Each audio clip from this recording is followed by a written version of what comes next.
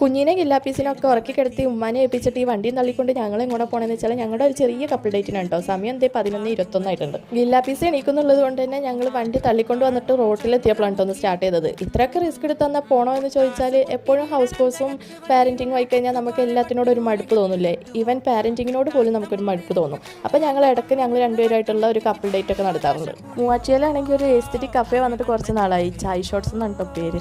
Snacks ഒക്കെ almost തീരാറായിട്ടുണ്ടായി. ഇവിടെ എത്തിയപ്പോഴാണ് ഞങ്ങളെപ്പോലത്തെ ഭ്രാന്തുള്ള കുറേ പേര് ഇവിടെ ഉണ്ടായി കേട്ടോ. നമുക്ക് ഈ സ്നാക്സൊക്കെ എടുത്ത് ഇഷ്ടമുള്ള സ്ഥലത്ത് നമ്മൾ തന്നെ കൊണ്ടുവച്ച് കഴിക്കാം.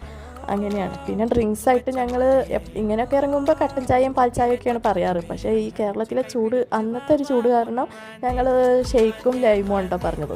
ഞാൻ കട്ട്ലേറ്റും ഇക്കാക്ക സമൂസയാണ് കേട്ടോ പറഞ്ഞത്. രണ്ടും ടേസ്റ്റൊക്കെ ചെയ്ത് നോക്കി. ഞങ്ങളെപ്പോലെ കുറേ കപ്പിൾസും ഫ്രണ്ട്സ് ഗ്യാങ്ങും അതുപോലെ തന്നെ കസിൻസ് അങ്ങനെ കുറേ പേരുണ്ടായി. ബർത്ത്ഡേ പാർട്ടിയൊക്കെ നടത്താൻ പറ്റിയൊരു ചെറിയ ഹാളും അവിടെ ഉണ്ട് കേട്ടോ. കട്ട്ലേറ്റും സമൂസയും ടേസ്റ്റ് ചെയ്ത് നോക്കി. എനിക്ക് കട്ട്ലേറ്റ് നല്ലോണം ഇഷ്ടമായി.